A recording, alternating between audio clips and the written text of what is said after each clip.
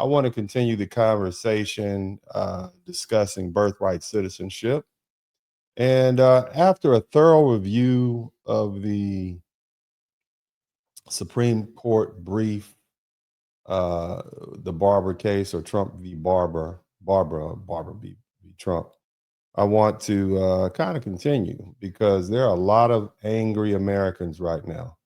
Angry, angry, angry. I'm not even talking about the type of angry you have after you decided to skip breakfast and then you look up and it is now 3:58 p.m. and you haven't eaten lunch, and all that's left is that cold cup of coffee and some grapes, and not even the good grapes. You know, the little end butt grape that you pick around, those are the only grapes left. You have nothing to eat. Okay. I'm talking about even more angry than that. All right. Somebody type past hangry in the chat room. This is where we are. Americans are angry. Okay. They're angry enough to eat the cats and dogs. Somebody say they're eating the cats and dogs. Okay. That's how angry Americans are. Angry enough to eat the cats and dogs. Ladies and gentlemen, let me tell you, okay, because you need to hear it. All right. Now, the media is portraying the Supreme Court's decision to allow Trump's administration to end temporary protective status for hundreds of thousands of Haitians and thousands of Syrians as some kind of humanitarian crisis. And the discussion immediately turned to how these communities are going to suffer if the migrants have to leave the United States. But as I listened to the interview, I noticed something, and something you all would probably notice. They kept talking about nursing homes. Somebody type old folks in the chat room. Somebody type bedpans in the chat room. Okay.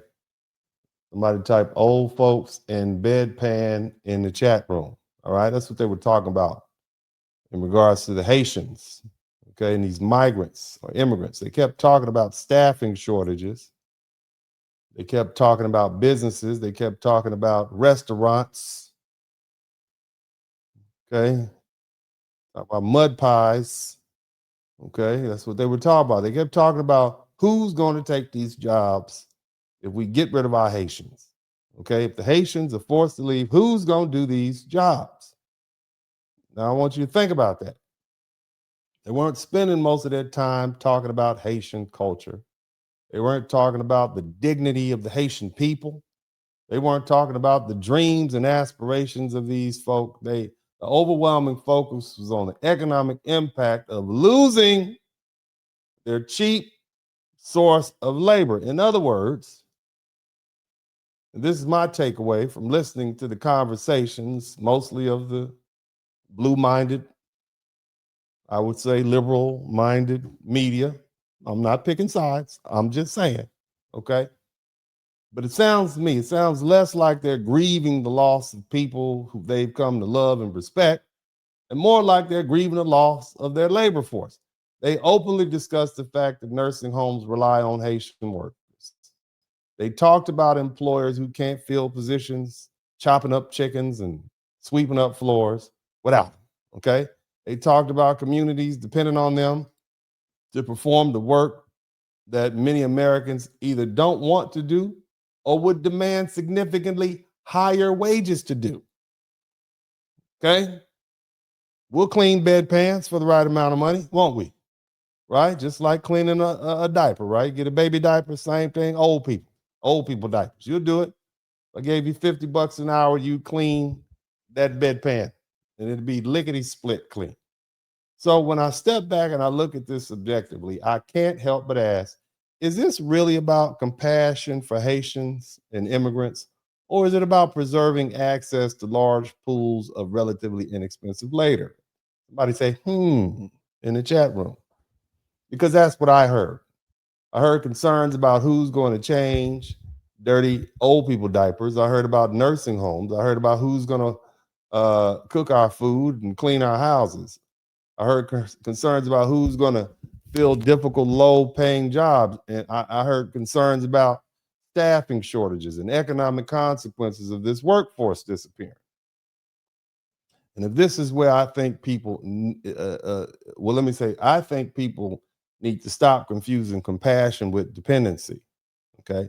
What I heard wasn't a conversation about protecting Haitian families and humanitarian style stuff. What I heard was anxiety over losing the workforce that performs all this menial tasks that many folks don't want to do and would never accept.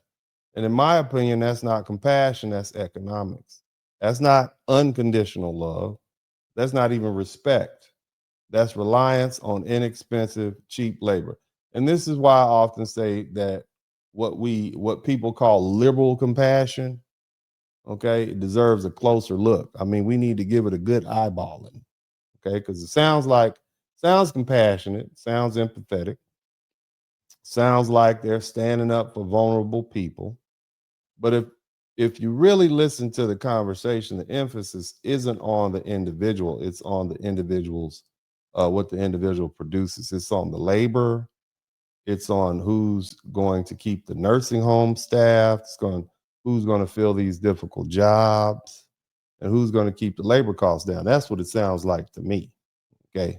I don't know. Maybe you find something different, but that's what it sounds like to me. Now, here's the thing. Um, that's a contradiction. Clearly, it's clearly a contradiction. Um, and we need to talk about that. And I think today is a great day to do it. Because, see, the very people who claim to be champions of immigrants spend more time talking about the economic inconvenience of losing them than they do about actual people themselves. Now, they'll throw a story in there about, oh, they're going to go home to a tragic place. They might get kidnapped. I get that. But in my view, overall, that's a form of exploitation wrapped in language of compassion. It isn't loud or obvious. It isn't the kind of prejudice people usually associate with bigotry. It's quieter than that. It's the same thing that liberals did to black people back in the 60s and 70s and 80s and whatever. Okay. It presents itself as empathy, but underneath, it's a discussion about maintaining access to a workforce that keeps certain industries operating at lower costs and thus increase the profit. Now, you can agree or disagree with immigration policy. That's a separate debate. But if we're going to be honest about this conversation, let's at least acknowledge what discussion we're centered on. It's centered overwhelmingly on labor and economic consequences of losing that labor. And to me, that's the real story. And the concern being expressed, you know, is well, let me say it like this. We're gonna they're not saying we're gonna miss our Haitian neighbors. They're saying who's gonna do this work and how much is it gonna cost to replace them. And that's a very different conversation than the one many people think they're hearing.